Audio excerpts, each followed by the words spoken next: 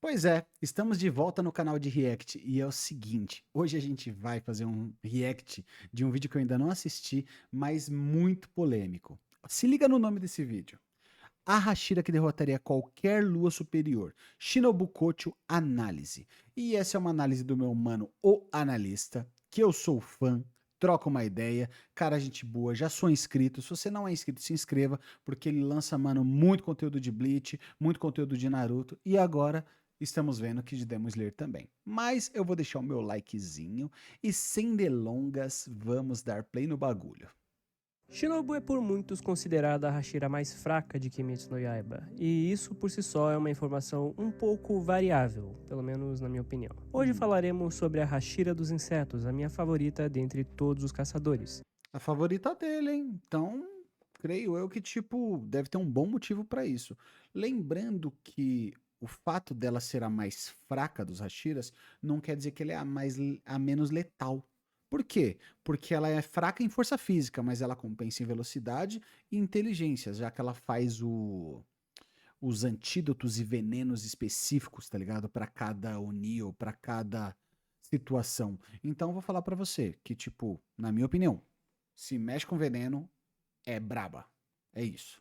Shinobu Kosho. E vamos analisar vários tópicos, como o passado delas, informações do databook, a simbologia dos ataques, impacto dela na trama e também o seu nível de poder verdadeiro dentre os Hashiras. Obviamente, assim como todas as análises do canal, esse vídeo vai ter spoilers de Kimetsu no Yaiba inteiro, então já sabe. E Ou por isso, se seja, gosta dos meus vai vídeos e saber o do tema, desfecho. já aproveita e se inscreve no canal. Tamo quase no 100k e se curtir de verdade meu conteúdo, cogite se tornar membro por preços a partir de R$ 1,99. Pô, Basicamente, um cafezinho pra mim. 1,99, Então né, não velho? perca tempo. E um salve a todos os meus queridões, vocês são brabos demais e agora bora pro vídeo. Shinobu Bora. Kosho, assim como uma grande parcela do elenco de Kimetsu, teve uma infância marcada por tragédia. Quando criança, ela e sua irmã mais velha, Kanai, perderam os seus pais durante um ataque de Oni, ou demônio, e foram salvas Mais uma ferrada no universo de Demon Slayer, né? Isso daí é terça-feira, normal.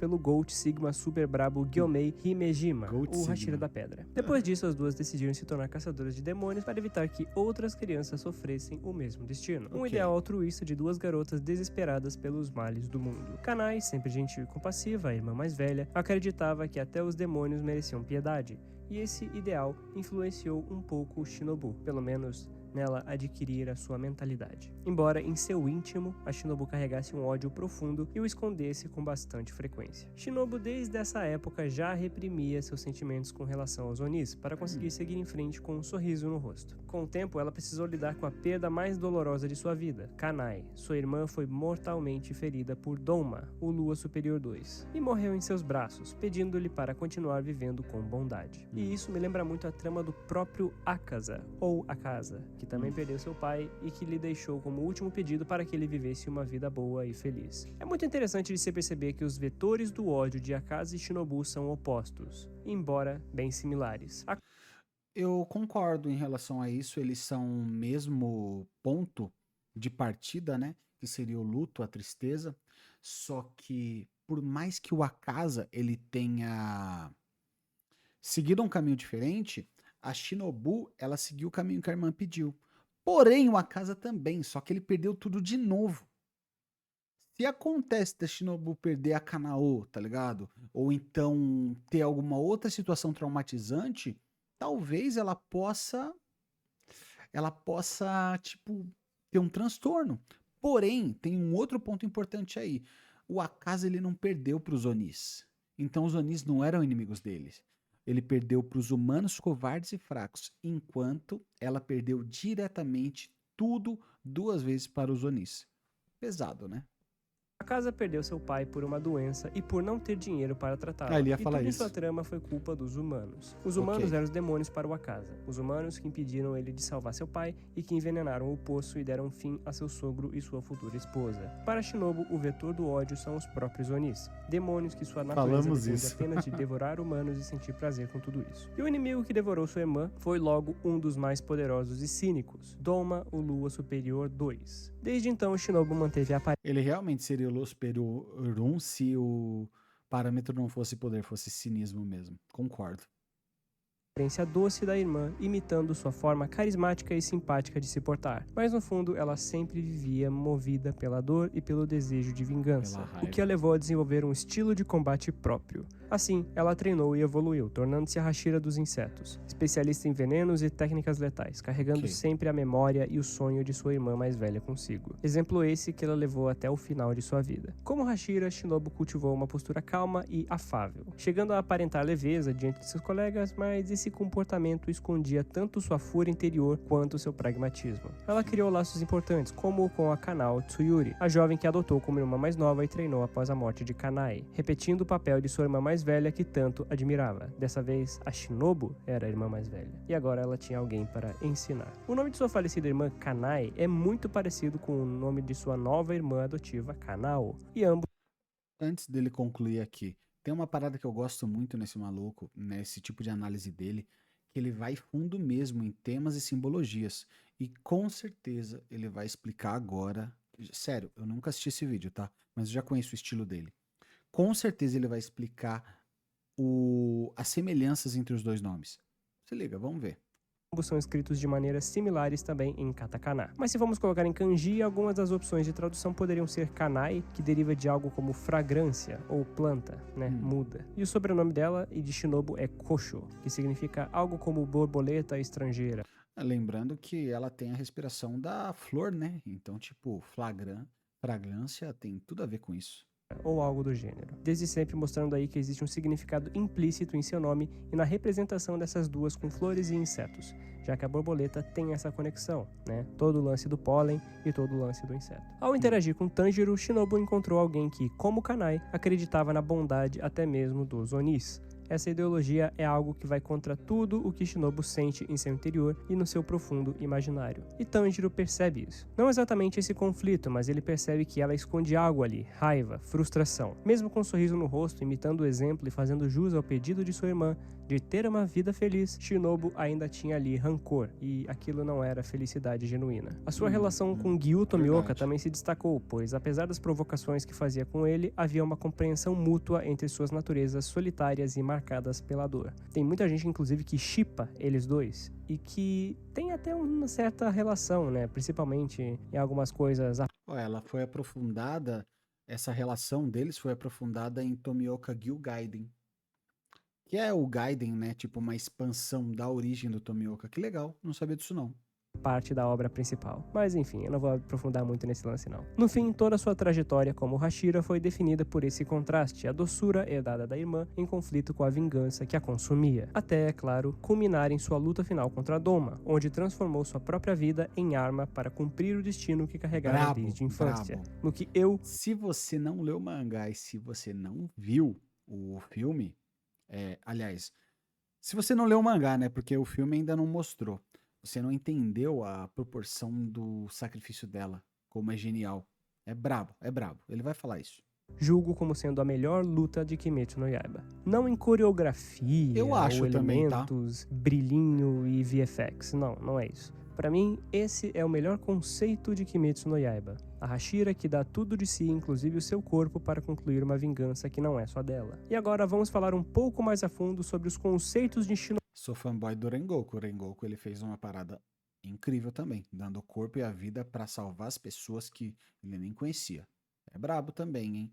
E digo mais, ele com uma chama na noite segurou a escuridão até o amanhecer. Mano, ó que poético essa parada. Rengoku é brabo. Shinobu, antes de entrar nessa parte da luta que eu julgo como sendo muito, muito boa. Primeiramente, por qual razão, dentre todos os elementos que temos em Kimetsu, água, fogo, terra, ar, por que a Shinobu foi denominada como o Hashira dos insetos? E para falar sobre isso, precisamos entender a origem da respiração. A respiração do inseto é uma especialização da respiração da flor, que por si só já é também uma ramificação. Kanae, a irmã mais velha de Shinobu, detinha essa respiração e seu estilo de combate era derivado disso. O estilo da respiração da flor é baseado em uma derivação da respiração da água que vem da respiração do sol. Então, temos todo um caminho a ser delineado até chegar em Shinobu. A respiração primordial do sol derivou a respiração da água, e daí gerou a respiração da flor como uma das especializações que a Kanai seguiu. A Kanai tinha essa respiração que era muito focada em agilidade e precisão, já que a maioria das suas técnicas tinha como características movimentos muito rápidos e também uma alta acurácia, principalmente por aumentar bastante a percepção visual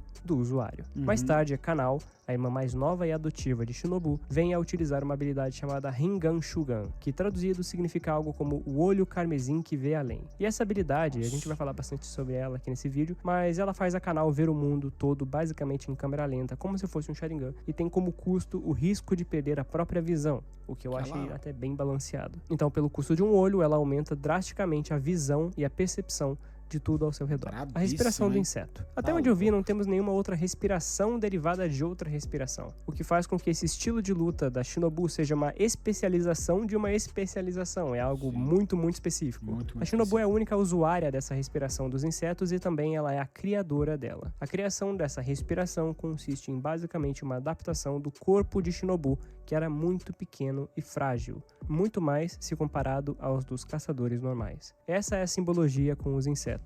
Mesmo fracos e frágeis, eles podem ter atributos surpreendentes como ataques perfurantes e até venenosos. Olha a analogia, que bagulho brabo, velho.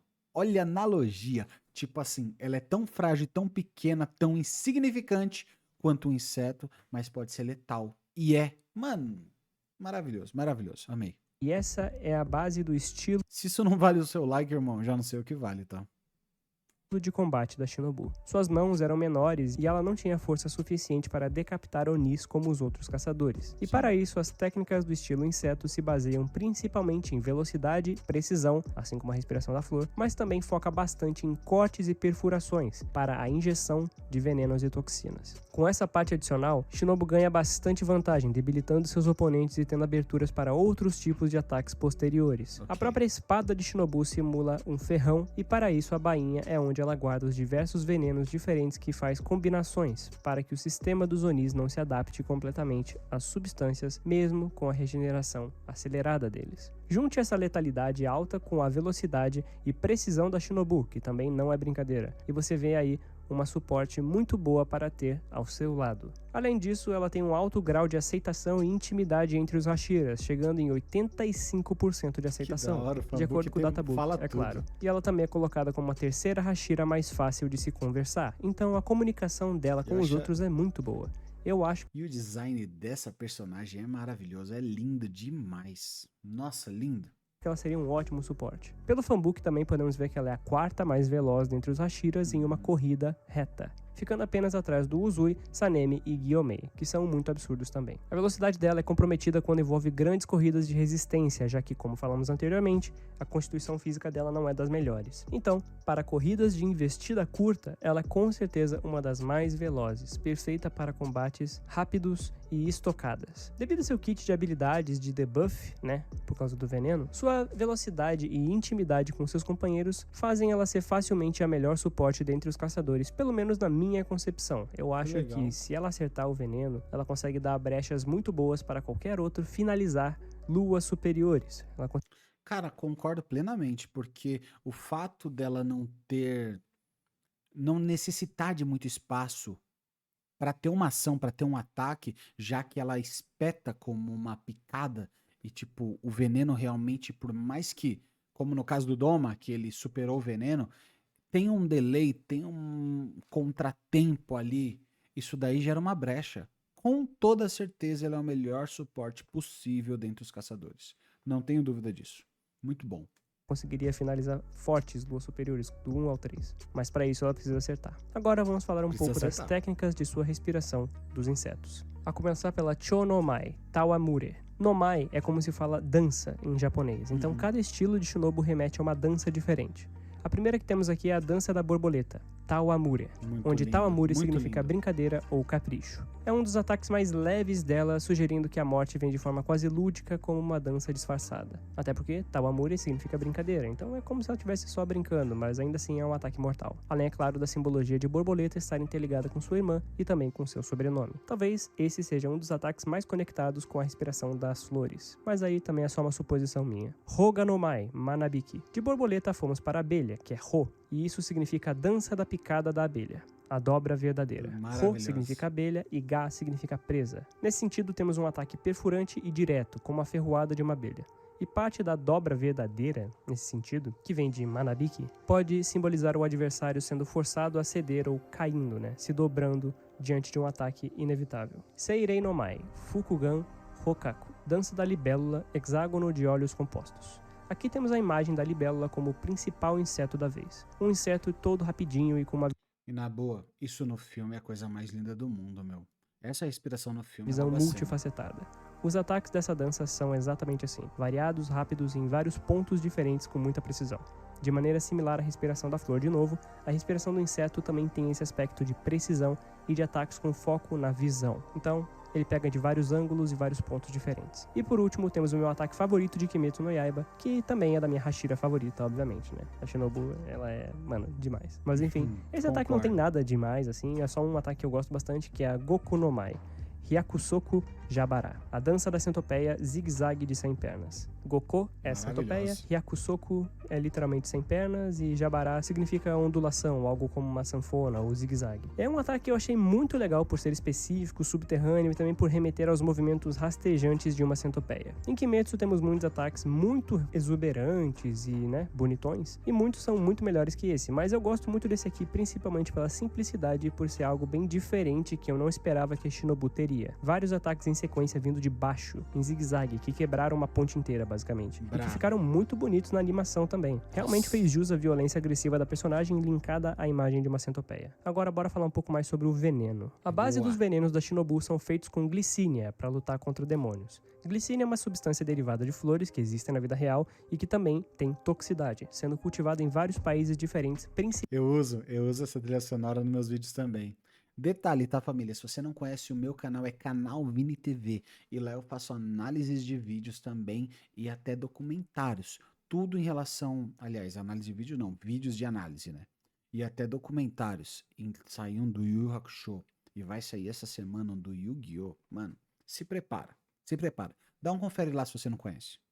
Principalmente pela Ásia. O veneno criado à base de glicínia é capaz de debilitar a regeneração do Oni, bem como seus movimentos, velocidade de percepção e reação, e também enfraquecer o Kekijutsu deles. Inclusive, glicínia também foi utilizada no final da obra como uma forma de antídoto contra os Onis, em que o alvo poderia voltar à sua forma humana se atingido pelo antídoto. O canal usa isso para dar fim ao Muzan, ao mesmo tempo que também trazia Tanjiro de volta à sua humanidade. Tudo com uma representação bem rica da própria flor, também trazendo assim um jus a seu simbolismo de longevidade, fertilidade e tudo mais. Achei bem legal. É também interessante ver como a Shinobu é considerada como a mais fraca dos Hashiras e também a mais letal contra seres humanos, Porque uma injeção de veneno dessas é capaz de acabar facilmente com o ser humano pela dosagem e também pela mistura. Outro detalhe que eu ainda não falei é a da composição do veneno no corpo da própria Shinobu, o qual ela passou 1 ano injetando veneno nela mesma e adaptando para cada fibra do seu ser. Mas isso vai ser mais falado agora que a gente vai entrar na luta dela contra o Doma. A luta de Shinobu contra Doma, pra mim, é a melhor luta de Kimetsu no Yaiba. Analista, brilha e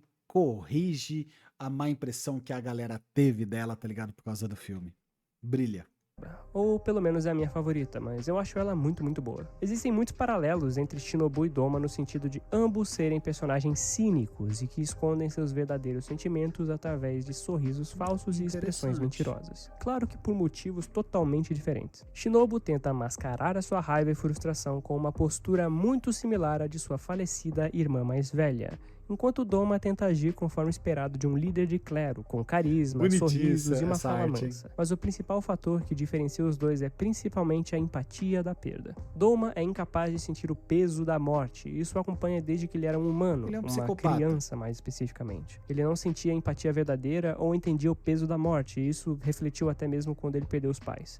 Ele via a morte como um livramento e sentia pena daqueles que sofriam tanto durante a vida por eles não entenderem o que para ele era uma verdade absoluta. A verdade do Doma é que não existia vida após a morte ou sentido na própria vida. Ele não tinha essa questão de tato ou emoção. Desde que ele era humano, ele sempre foi um demônio em sua mentalidade e por isso sempre fingiu e imitou sentimentos humanos para conseguir os ludibriar e se manter como uma autoridade dentre eles. Em contrapartida, Shinobu mascara sua dor por ter perdido todos que ama. Seus pais, sua irmã, suas discípulas, tudo. Os Onis tiraram tudo isso dela. Shinobu sente o peso de cada morte em um acúmulo crescente de raiva.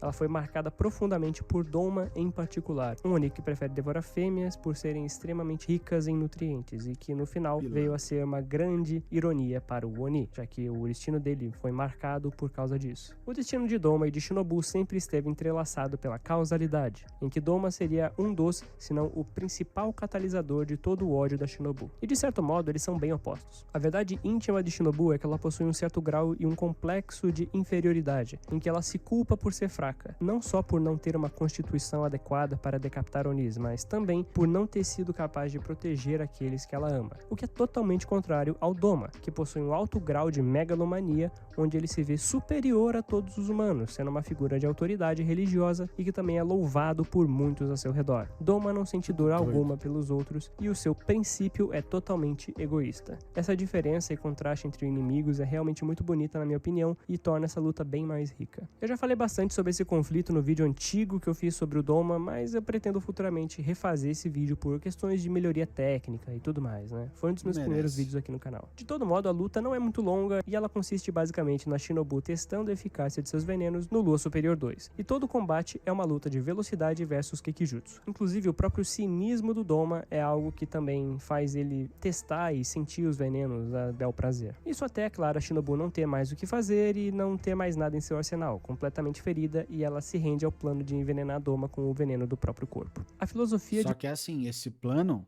de envenenar o Doma com o próprio corpo, essa parada aí, irmão, é completamente imprevisível. A gente não sabe o que tá rolando até o final. Vai falar. A vida do Doma partia do princípio de devorar principalmente mulheres, e isso gerou inimigos como o próprio Inosuke. Além, é claro, de fazer o Doma crescer muito rapidamente na hierarquia dos Onis. Para ter uma noção, ele passou o Akaza, mesmo que o Akaza tenha sido transformado em Oni primeiro, então ele conseguiu ganhar na corrida de poder. Doma devorar mulheres por serem nutritivas e morrer por conta de nutrientes na carne de Shinobu é um fim bem irônico ao personagem, pois ele morreu pela própria gula de sua natureza. E eu já falei aqui que alguns dos Luas superiores também remetem muito a pecados capitais, e eu acho que o pecado capital do Doma seria a gula, né? Até as pontas das unhas da Shinobu estavam com um veneno mortal, uma quantia muito maior que tudo que Doma havia consumido. E isso foi suficiente para danificar bastante o corpo do Doma de dentro para fora, e assim trazer o final dele. Dificilmente essa estratégia funcionaria em outro Oni, como o Akaza, que não devoraria fêmeas, e Kokushibo, que não iria parar a luta só para devorar aquela adversária ali mesmo. Inosuke e Kanao também eram essenciais durante essa luta e complementaram muito bem a temática. Inosuke teve sua mãe devorada e Kanao sacrificou um de seus olhos para vingar sua irmã de consideração, ao mesmo tempo que Inosuke também encerrou seu arco de desenvolvimento ali, vingando também sua mãe, e posteriormente Kanao sacrificou o outro olho para salvar Tanjiro. Um olho para vingar e outro para salvar. O bom é que essa vingança de Kanao também serviu para fazer Shinobu descansar em paz, já que ela deu fim ao Doma e é dito por ele que todas as almas que ele devorou viviam em seu interior.